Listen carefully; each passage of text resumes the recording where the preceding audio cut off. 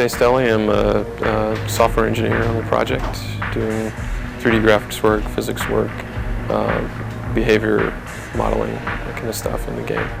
We're making a really immersive world, and I've been focusing a lot on creating technology that enables it to be more immersive.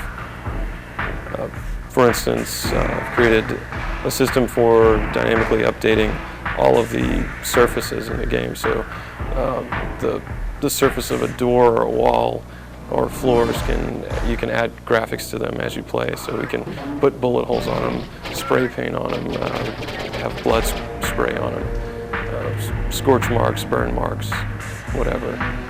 Anything you do can affect the world. If you actually shoot a door and leave bullet holes in it, and then you open the door, the bullet holes are they're on the door. They don't go away. And as you play through the game, if you come back to where you've been before, you'll see all the stuff that you've done, all the damage that you've left. Half-Life has some really neat physical behaviors. We have slippery floors and icy surfaces that you can slide around on and bounce off the walls and kind of try to find your way through something.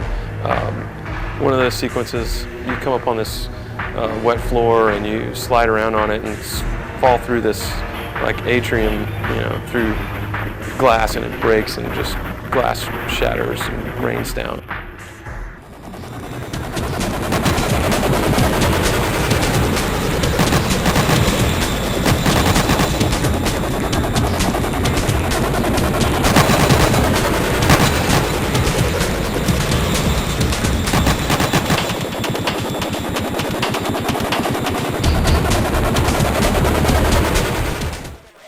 I am at the moment the designated writer at Valve. I'm responsible for overseeing the script and story elements of the game. The scripted sequences allow us to tell a story without taking you out of the game. And every time you play, you'll find different events happening. Things will happen with a completely different flow. Every time you go into a new situation in the game, it can unfold in a completely different way. A lot of people look for this kind of spontaneity of gameplay on the internet, and they play Quake Deathmatch, they play with other people for the feeling that anything can happen. We're getting that feeling back into a solo play game with Half-Life, because the characters and the creatures in the game have sufficient artificial intelligence that every time they encounter each other, there's no way that the player can predict what's going to happen. I can only imagine what sort of things people are going to see when they play this game that none of us here at Valve will ever see, because every time someone plays the game, it'll be a completely unique experience for them.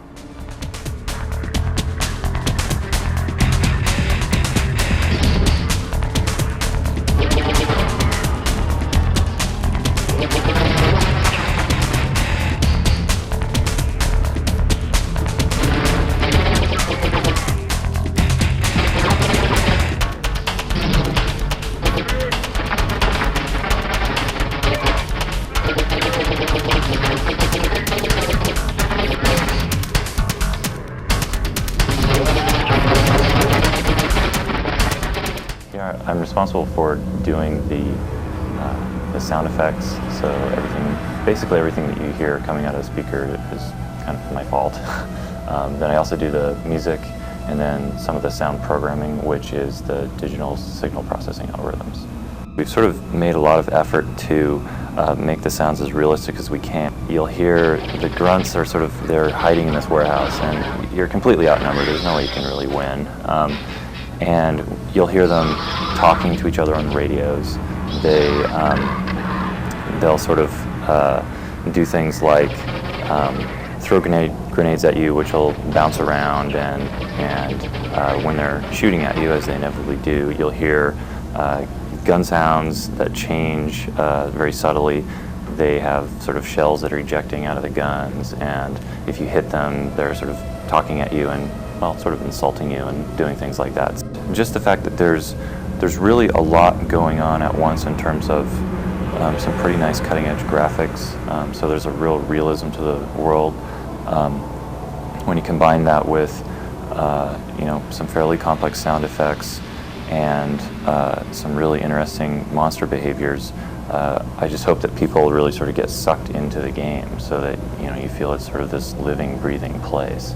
And if you sort of play this game on a giant monitor, you can kind of get scared.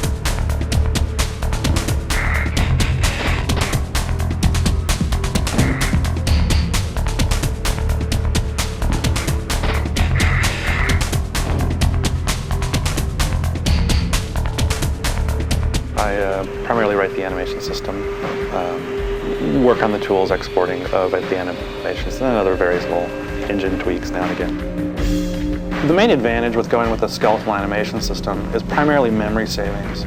If you were to store all the vertices and all of the different frames of animation, you'd end up eating like half a megabyte of memory and only have a few seconds worth of animation. But if you store all the bone information, just how all the bones twist and stretch, it ends up being a couple hundred bytes per frame. That way we can get 30, 40 seconds worth of animation per monster in a couple hundred K, which is a major memory savings.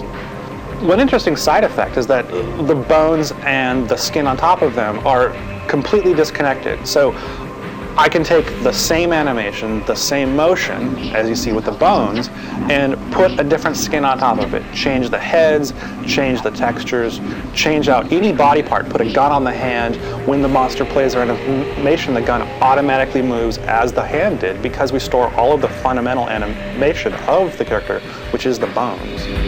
A big goal was making it so that the animators would get exactly what they saw in 3D Studio in the game with as little loss as possible. In fact, there isn't any loss. We use all of the normal 3D Studio techniques of smoothing groups and blending and so on and so forth. Those all export, save them to a file, they go into the game, and they play back unmodified, which greatly simplifies their task. Steve's AI system is just, at times, unbelievable. I walk into a room with 3 or 4 monsters in there who don't have weapons more powerful than me, but they outflank me and I die. And it's just like, that's finally refreshing of not going into a game and completely devastating all their monsters who just act like, ducks in a shooting gallery. Going in and having a virtual squad with you to help you clean out the monsters, things you save, scientists to help you work equipment. Finally, it's not just you alone in the game, it's you with lots of other characters interacting in a almost a little virtual movie.